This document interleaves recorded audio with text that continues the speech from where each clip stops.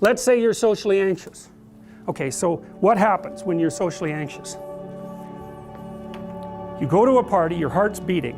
Why? The party is a monster. Why? Because it's judging you. And it's judging you, it's putting you low down the dominance hierarchy, because that's what a negative judgment is. And that interferes with your sexual success. And that means that you're being harshly evaluated by nature itself. Right? So you are confronting the dragon of chaos when you go into the social situation. And so what do? You're like this, right? You hunch over, and that's low dominance. I'm no threat. It's like, well, that's not going to get you very far. You know, but that's a logical thing to do in the face of a tyrant. So I'm no threat. You know, you look at the king and you're dead. I'm no threat. I'm hunched over. And then what's happening internally? What are people thinking about me? What are people thinking about me? Am I looking stupid? Am I looking foolish? Geez, I'm awkward. I hate being here. Man, I'm sweating too much. It's all internalized, right? It's all self-focused. The eye isn't working. What do you tell people? Don't stop thinking about yourself, because you can't. It's like, don't think of a white elephant.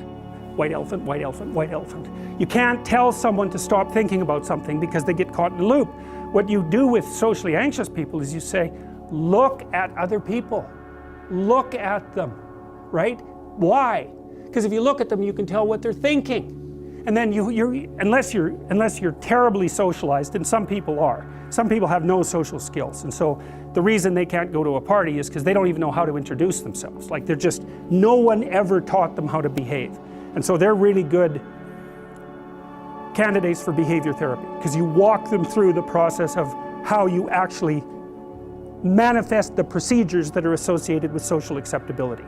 But most people aren't like that. They have the ability. So if they're really introverted and high in neuroticism, they can usually talk quite well to someone one-on-one.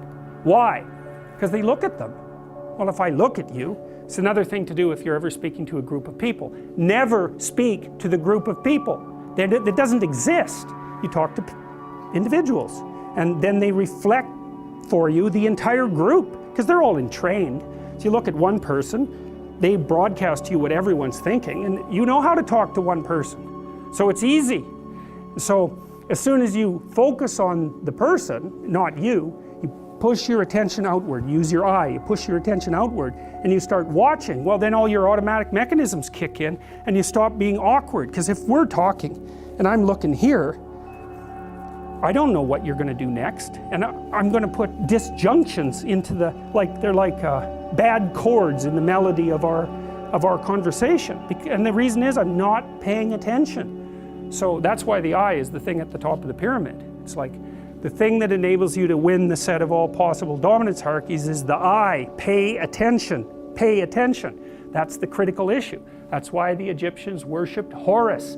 That's why Horus was the thing that rescued Osiris from the depths. It's the capacity to pay attention. What do you pay attention to most? What your right hemisphere signals as anomalous. It attracts your attention. It's like, this isn't going quite right. I'm not looking at that. Wrong. That's what you look at. That's what you look at. What's not going right, because that's the terrible monster that might eat you, but it's also the place you get all the information. So that's why it's useful to have discussions with your enemies, because they will tell you things you do not know. And that's such a great thing, because if you don't know them, well, you're not very smart, are you? You know, there may be a time when you go somewhere that's the thing you need to know. And maybe your enemy will tell you why you're such a fool, you know, and a bunch of other things that aren't true too. But even one thing that's accurate, it's like, yeah, thanks very much, man, maybe I'll do some work on that, and I won't have to carry that forward. So, and then that's part of the reason, again, why the terrible predator, it's always the terrible predator that has the gold. It's like, it's the person who delivers the message you do not want to hear. So it's rough, but it doesn't matter. Life is rough.